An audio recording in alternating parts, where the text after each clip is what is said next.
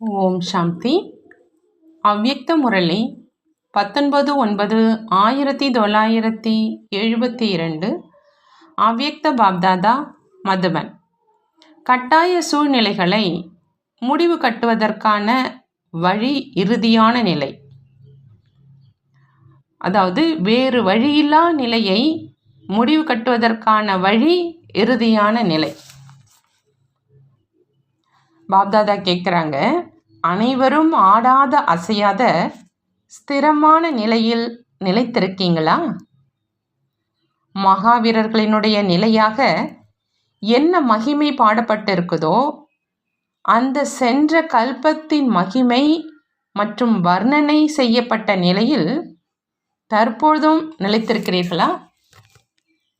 மேலும் தன்னுடைய கடைசி நிலையான சாட்சியாக இருக்கும் நிலை, மகிழ்ச்சி நிறைந்த முகம், விலகிய மற்றும் மிக அன்பான நிலைக்கு அருகில் வந்து கொண்டிருக்கிறீர்களா? அல்லது அந்த நிலை இப்பொழுதும் தூரமாக இருக்குதா? ஏதேனும் பொருள் அருகில் வந்துவிட்டது என்றால் அதனுடைய ஏதாவது தோற்றம் மற்றும் அடையாளம் பார்க்கத்துக்கு தென்படும். அப்படி நீங்கள் என்ன அனுபவம் செய்கிறீங்க? அந்த கடைசி நிலை அருகில் வந்து கொண்டிருக்குதா என்ன? அருகாமையை விட அதிகமாக வேறு எந்த நிலை இருக்குது? தந்தையின் அருகில் வந்து கொண்டிருக்கிறீர்களா? என்ன அனுபவம் செய்கிறீங்க? அருகில் சென்று கொண்டிருக்கிறீர்கள் தான் இல்லையா? சென்று கொண்டிருக்கும் போதே நின்று விடுவதில்லையே. ஏதாவது பக்கத்து காட்சிகளை பார்த்து நின்று விடவில்லையே. ஏறும் கலையினுடைய அனுபவம் செய்கிறீர்களா? நிற்கும் கலையிலேயோ இல்லையே. எப்பொழுது ஸ்தூலமான யாத்திரையிலும் செல்றாங்க அப்படின்னா சென்று கொண்டே தான் இருப்பாங்களே என்று நிற்பது கிடையாது. இதுவும் ஆன்மீக யாத்திரை தான் இல்லையா? இதிலேயும் நிற்கக்கூடாது. களைப்பற்று ஆடாத அசையாதவராகி சென்று கொண்டே இருந்தீர்கள் என்றால் இலக்கை சென்று அடைந்து விடுவீர்கள். இந்த லட்சியத்தை வைத்திருக்கிறீர்கள் இல்லையா? ஒருவேளை லட்சியம் உறுதியாக இருக்குது என்றால் லட்சணமும் வந்துடும். உறுதிநிலை மூலமாக கட்டாய சூழ்நிலைகள் முடிவடைந்து விடுகின்றன. ஒருவேளை உறுதிநிலை இல்லை என்றால் பின்பு அநேக கட்டாய சூழ்நிலைகளும் தென்படுகின்றன. தன்னை மாவீரன் என்று நினைக்கிறீர்கள் தான் இல்லையா? மாவீரன் ஒரு பொழுதும் எந்த ஒரு கட்டாய சூழ்நிலையையும் கட்டாயம் என்று நினைப்பதில்லை. ஒரு நொடியில் உறுதியான நிலையின் ஆதாரத்தினால் கட்டாயத்தை முடிவு செய்திடுவாங்க. அதே போல அங்கதனுக்கு சமமாக தன்னுடைய புத்தி என்ற கால்களை யாருமே அசைக்க முடியாத அளவுக்கு ஒரு தந்தையினுடைய நினைவில் நிலைத்திருக்க செய்யணும். சென்ற கல்பத்திலும் கூட அந்த மாதிரியே தான் ஆனீர்கள் இல்லையா? நினைவு வருதா? சென்ற கல்பத்திலும் அந்த மாதிரி ஆகியிருக்கிறீர்கள் என்றால் அதே பாகத்தை மீண்டும் செய்வதில் என்ன கடினம்? அநேக தடவை செய்த பாகத்தை மீண்டும் அதே போல் செய்வதில் கடினம் இருக்குமா? அப்படி நீங்கள் மிக மிக பல மடங்கு பாக்கியசாலி ஆவீங்க. முழு உலகத்திலும் இத்தனை மனிதர்களுக்குள் தந்தையை தெரிந்து கொள்வது மற்றும் தன்னுடைய பிறப்புரிமையை பெறுபவர்கள் எவ்வளவு குறைவாக இருக்கிறார்கள். எண்ண முடியாத நிலை இல்லை, எண்ண முடிகின்ற எண்ணிக்கையில் இருக்காங்க. அந்த தெரிந்து கொண்டிருக்கும் குறைந்தவர்களில் நீங்களும் ஒருவர். அப்படியானால் பல கோடி மடங்கு பாக்கியசாலியாக ஆகவில்லையா?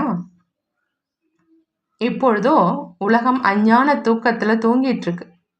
மேலும் நீங்கள் அநேகரில் மிக குறைந்த ஆத்மாக்கள் தந்தையின் ஆஸ்திக்கு அதிகாரியாக ஆகிட்டு இருக்கீங்க.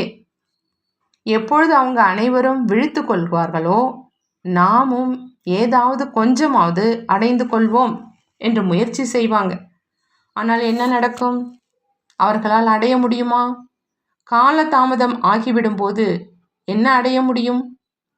அந்த நேரம் உங்கள் அனைத்து ஆத்மாக்களுக்கும் தன்னுடைய உயர்ந்த பாக்கியத்தின் சாட்சாத்காரம் பிரத்யட்ச ரூபத்தில் ஏற்படும். இப்பொழுது குப்தமாக இருக்கிறீர்கள் இல்லையா? இப்பொழுது குப்தமாக இருப்பதால் தந்தையையும் உயர்ந்த ஆத்மாக்களாகிய உங்களையும் தெரிந்து கொள்ளவில்லை. சாதாரணமாக நினைக்கிறார். ஆனால் அந்த நேரமும் தொலைவில் இல்லை. அப்பொழுது விழித்தெழுவாங்க, துடிப்பாங்க, வேதனை அடைவாங்க. ஆனால் இருந்தும் எதையுமே அடைய முடியாது. அந்த நேரம் உங்களுக்கு உங்கள் மீது நாமும் முதலிலேயே தெரிந்து அதிகாரியாக ஆகிவிட்டோம் என்று எவ்வளவு பெருமிதம் இருக்கும். அந்த மாதிரி குஷியில் இருக்கணும். என்ன கிடைச்சிருக்குது, யார் கிடைச்சிருக்கிறாங்க, மேலும் இன்னும் என்னென்ன நடக்கப் போகுது, இவை அனைத்தையும் தெரிந்து கொண்டு எப்பொழுதும் அதீந்திரிய சுகத்தில் ஆடிக்கொண்டே இருக்கணும். அந்த மாதிரி நிலை இருக்குதா? அல்லது எப்பொழுதாவது சோதனை உங்களை அசைத்து விடுதா? நீங்கள் ஆடுவதில்லையே, பயப்படுவதில்லையே, அல்லது பிறரும் அவ்வாறு பயப்படும் அலை வருவதை கேட்டு அதன் பிறகு உங்களை நீங்களே சரி செய்து விடுகிறீர்களா? ரிசல்ட் என்ன என்று நினைக்கிறீங்க? மதுபனில் இருக்கிறவங்களின் ரிசல்ட் என்னவாக இருக்குது? மதுபனில் இருக்கிறவங்க லைட் ஹவுஸாக இருக்கிறாங்க. லைட் ஹவுஸ் உயர்வாக இருக்கும், மேலும் வழிகாட்டுவதாக இருக்கும்.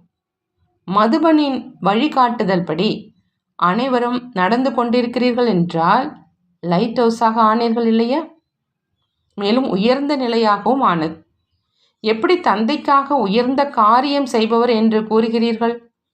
அதே மாதிரி மதுபன் என்றால் உயர்ந்த இடம். அப்படியானால் பெயரும் காரியமும் உயர்ந்ததாக இருக்கும் இல்லையா? மதுபன் வாசிகளின் பெயரே விசேஷமாக இனிமையானவங்க மற்றும் எல்லைக்கு அப்பாற்பட்ட வைராக்கியம் உள்ளவங்க என்று இருக்குது. ஒரு பக்கம் இனிமையான நிலை, இன்னொரு பக்கம் இந்த அளவே எல்லைக்கு அப்பாற்பட்ட வைராகிய உள்வுணர்வு. வைராகியம் உள்ளவர்களிலிருந்து பின்பு கம்பீரமானவர்களாக இருப்பீர்களா? உண்மையான கம்பீர நிலையில் ரமணிகரம் அடங்கியிருக்குது. அஞ்ஞான மனிதர்களின் கம்பீர ரூபம் இருக்குது அப்படின்னா முற்றிலுமே கம்பீரம். ரமணிகரத்தின் பெயர் அடையாளம் இருக்காது. ஆனால் யதார்த்தமான கம்பீர நிலையினுடைய குணம் ரமணிகரமான குணத்தால் நிரம்பியிருக்கும். எப்படி நாம் ஆத்மா அமைதி சொரூபமானவர்கள் என்று மக்களுக்கும் புரிய வைக்கிறீங்க. ஆனால் அமைதி சொரூபம் மட்டுமல்ல, அந்த அமைதி சொரூபத்தில் ஆனந்தம், அன்பு, ஞானம் அனைத்தும் நிரம்பியிருக்குது. அந்த மாதிரி எல்லைக்கு அப்பாற்பட்ட வைராகியம் உடையவங்க, மேலும் இனிமையும் சேர்ந்தே இருக்குது. இந்த மாதிரியான விசேஷ நிலை மதுபன் வாசிகளினுடையது. அப்படியானால் எல்லைக்கு அப்பாற்பட்ட வைராகிய உள் உணர்வில் இருப்பவர் எப்பொழுதாவது பயப்படுவாரா என்ன?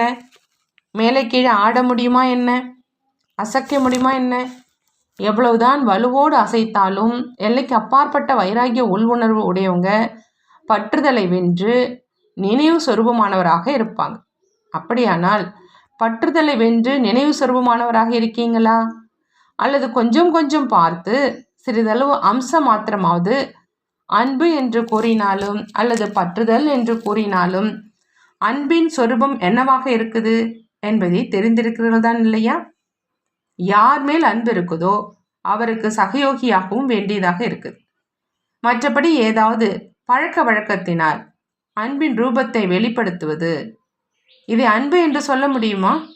அல்லது மோகம், அதாவது பற்றுதல் என்று சொல்வதா?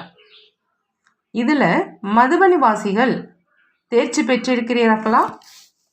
மதுபனினுடைய சுற்றுப்புற சூழல், மதுபன் வாசிகளினுடைய உள் உணர்வு, என்ன அதிர்வலைகள் லைட் ஹவுஸாக இருக்கிற காரணத்தினால நாலாபுறங்களிலும் ஒரு நொடியில் பரவிடுது. அப்படியானால் தன்னை அந்த மாதிரி நிமித்தமானவர்கள் என்று புரிந்து கொண்டு ஒவ்வொரு பாகத்தையும் செய்கிறீர்களா?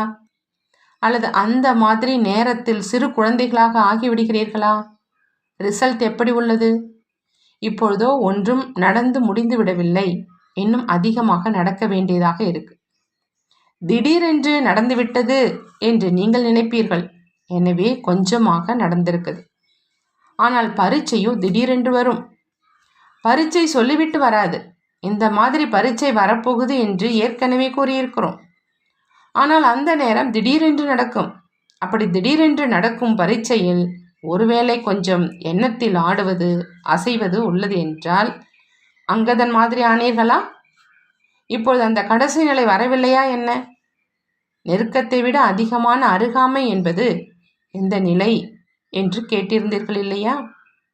அது எதிரில் தென்படுவது. அருகில் வந்தே அதே பொருள் எதிரில் இருப்பதாக ஆகிறது. அப்படி நெருக்கத்தில் அனுபவம் செய்கிறீர்களா, அல்லது அந்த நிலை முற்றிலும் எதிரில் தென்படுதா? இன்று இதுவாக இருக்கிறோம், நாளை அதுவாக ஆகிவிடுவோம் என்ற அந்த மாதிரி எதிரில் அனுபவம் செய்கிறீர்களா? எப்படி சாக்கார பாபாவின் அனுபவத்தை பார்த்தீங்க?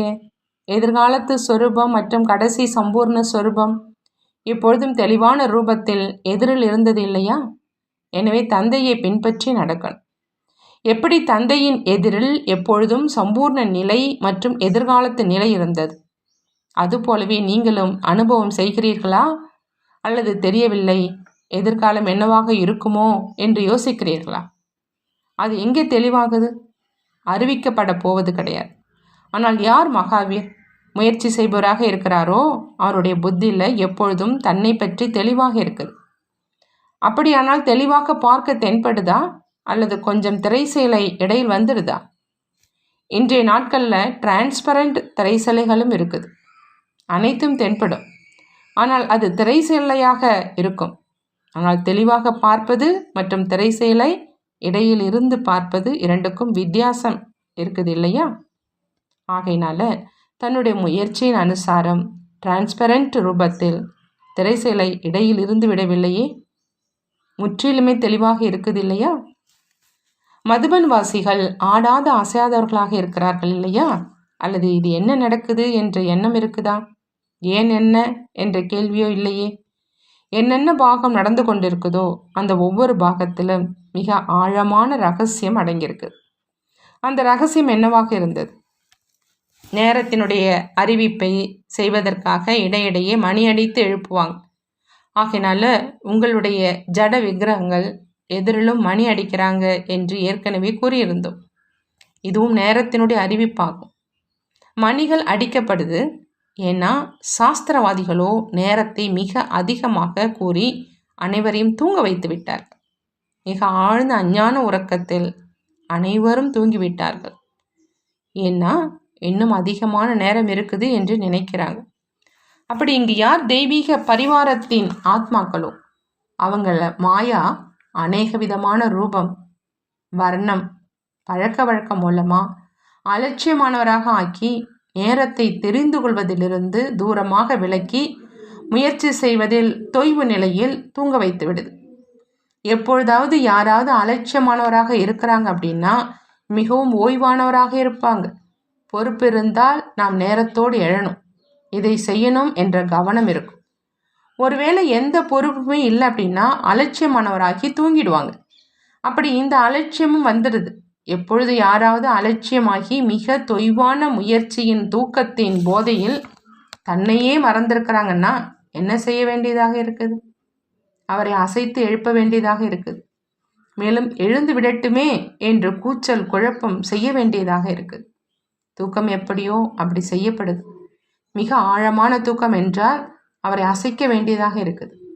ஆனால் யாராவது மிக லேசான தூக்கத்தில் இருக்கிறாங்க அப்படின்னா கொஞ்சம் சப்தம் செஞ்சாலே எழுந்துடுவாங்க இல்லையா? இப்பொழுது அசைக்கவில்லை, கொஞ்சம் கூச்சல் செய்யப்பட்டு இருக்குது. இன்னொன்றை காரணமாக வைத்து அவரை அசைக்கிறோம் அப்படின்னா விழித்தெழுவது நடந்துடுது. யார் அறிவிப்பு சொரூபமானவர்களாக இருக்கிறாங்களோ அவங்களை கொஞ்சம் அசைத்தாலும் கூச்சல் செய்தாலும் அனைவரும் எழுந்துருவாங்க. ஏன்னா லேசான தூக்கத்தில் இருக்கிறாங்க இல்லையா? அவசியம் எழுந்திருக்கிறாங்க. ஆனால் எழுந்ததின் கூடவே பதட்டம் அடையவில்லையே. யாரையாவது திடீரென்று எழுப்பணும் என்றால் என்ன நடந்தது என்று அவர் பதட்டப்படுவார். அப்படி சிலர் யதார்த்த ரூபத்தில் விழித்தெழுகிறாங்க. சிலர் கொஞ்சம் பயந்த பிறகு உணர்வுல வராங்க. ஆனால் இந்த மாதிரி நடக்கக்கூடாது. கொஞ்சம் கூட முகத்தில் பயப்படுவதனுடைய அடையாளமே வரக்கூடாது. பேச்சின் சப்தத்திலும் மாற்றம் இருக்க வேண்டாம். ஒருவேளை சப்தத்தில் மாற்றம் வந்துடுது, மேலும் முகத்தில் கொஞ்சம் மாற்றம் வந்துடுது என்றால் இதையும் தேர்ச்சி அடைந்த நிலை என்று கூற முடியுமா? இதுவே ஒன்றுமே இல்லாத நிலை.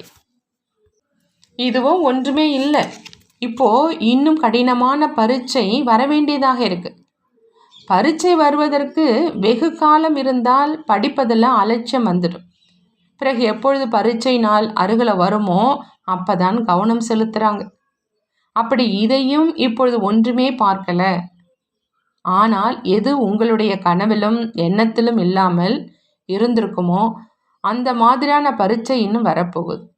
எப்படி எல்லைக்கு உட்பட்ட நாடகமானது பார்வையாளராகி பார்க்கப்படுதோ அந்த மாதிரி பயிற்சி இருக்கணும்.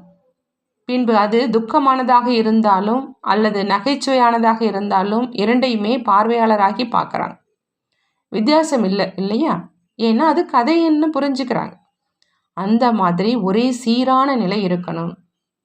ரமணிகரமான பாகமாக இருந்தாலும் அல்லது ஏதாவது அன்பிற்குரிய ஆத்மாவின் கம்பீரமான பாகமாக இருந்தாலும் இரண்டையும் பார்வையாளராகி பாருங்க. பார்வையாளராகி பார்க்கும் நிலை இருக்கணும். பயந்த அல்லது யுத்தம் செய்யும் நிலை இருக்க வேண்டாம். சிலர் பயப்படுறது கிடையாது, யுத்தம் செய்கிறதுல ஈடுபட்டுடுறாங்க. அவசியம் ஏதாவது நன்மை இருக்கும். ஆனால் சாட்சியாக பார்க்கும் நிலை முற்றிலும் வேறு. இதைத்தான் ஒரே சீரான நிலை என்று சொல்லப்படுது. இந்த நிலை எப்பொழுது ஒரே ஒரு தந்தையின் நினைவில் சதா மூழ்கியிருப்பீங்களோ அப்பொழுது இருக்கும். தந்தை மற்றும் ஆஸ்தி, அவ்வளவுதான், மூன்றாவது யாரும் இல்லை. மேலும் ஏதாவது விஷயத்தை பார்த்து கேட்டு மற்றும் ஏதாவது உறவு நெருக்கத்தில் வந்து கொண்டே பார்வையாளராகி தன்னுடைய பங்கை செய்து கொண்டிருக்கிறோம் என்று அப்படி புரிந்து கொள்வாங்க. புத்தி அந்த ஆர்வத்திலேயே மூழ்கி இருக்கட்டும். தந்தை மற்றும் ஆஸ்தியினுடைய போதை இருக்கட்டும். ஆகையினால இப்பொழுது அந்த மாதிரியான நிலையை உருவாக்குங்க. இதற்காக தன்னை தெரிந்து கொள்வதற்காக இந்த பரீட்சை வருது. தன்னை தெரிந்து கொள்வதற்காக இந்த பரீட்சை வருது. இல்லை அப்படின்னா எப்படி தெரிய முடியும்? ஒவ்வொருவருக்கும் தன்னுடைய நிலையை தெரிந்து கொள்வதற்காக தெர்மாமீட்டர் கிடைச்சிருக்குது. அதன் மூலமாக தன்னுடைய நிலையை அவரே தெரிந்து கொள்ள முடியும்.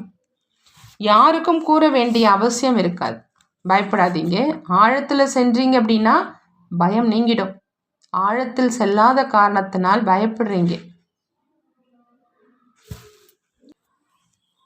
முக்கியமாக மதுபன் வாசிகளை சந்திப்பதற்காக வந்திருக்கிறோம். இதில் கூட உயர்ந்த பாக்கியசாலிகளாக ஆனீர்கள் இல்லையா? மற்ற சந்திப்பிற்கான நிகழ்ச்சியோ உருவாக்கப்பட்டு கொண்டே தான் இருக்குது. நீங்கள் நிகழ்ச்சி ஒன்றும் கூறப்படாத போதே பிராப்தி அடைகிறீங்க. அப்படியானால் அது விசேஷம்தானே? மதுபனில் தந்தை அவரே ஓடி வருகிறார். ரிசல்ட்டோ நன்றாகத்தான் இருக்குது. அதுவோ கொஞ்சம் குழப்பமாக இருந்தது. அந்த கொஞ்சத்தை புரிந்து கொண்டீர்கள் இல்லையா? இப்பொழுது அதையும் அகற்றணும்.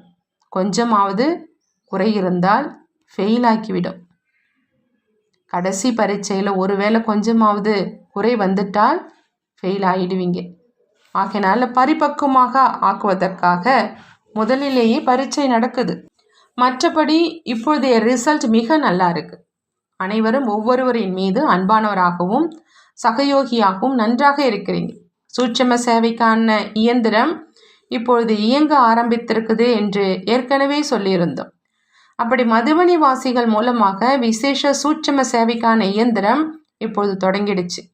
மற்ற சேவை நிலையங்களிலும் சூட்சும சேவை நடந்து கொண்டு தான் இருக்குது. இருந்தாலும் தற்சமய ரிசல்ட்டின் அனுசாரம் இந்த சேவையில் நம்பர் 1 மதுபனி வாசிகள் இருக்கிறாங்க. எனவே அதற்காக வாழ்த்துக்கள். எப்படி இதுவரை அன்பு மற்றும் சகயோகத்தை நிரூபணத்தை கொடுத்து கொண்டிருக்கீங்க, அதே நிரூபணத்தை மருந்தின் ரூபத்தில் எங்கு சென்றடைய செய்ய விரும்புகிறீங்களோ அங்கு சென்றடைந்து கொண்டிருக்குது. அதைவிட சக்திசாலியான மருந்தை அனுப்பி கொண்டே இருந்தீங்கன்னா 1 வாரத்தில் கூட சரியாக முடியும். அதிகரிப்பதற்கான வாய்ப்பு இருக்குது. இருந்தாலும் ரிசல்ட் நன்றாக இருக்குது. அந்த மாதிரி நல்ல ரிசல்ட்டை பார்த்து கொண்டே லைட் ஹவுஸின் லைட் நாலாபுறமும் சென்றடைந்து கொண்டிருக்குது. அதன் மூலம் மற்ற இடங்களில் கூட லைட் ஹவுஸினுடைய பிரபாவம் ஏற்பட்டு கொண்டிருக்குது. நல்லது. அந்த மாதிரி எப்பொழுதும் உங்களுக்குள்ள ஒற்றுமையாக மேலும் உயர்ந்த வேகத்தில் சென்று கொண்டிருக்கும் எப்பொழுதும் ஒருவரின் நினைவில் இருக்கக்கூடிய பாண்டவ சேனை மற்றும் சக்தி சேனைக்கு அன்பு நினைவுகள் மற்றும் நமஸ்காரம். நாமும் நம்மளுடைய பாப்தாதாவுக்கு அன்பு நினைவுகள் மற்றும் நமஸ்காரம் செய்வோம். நல்லது. ஓம் சாந்தி. நன்றி பாபா. நன்றி.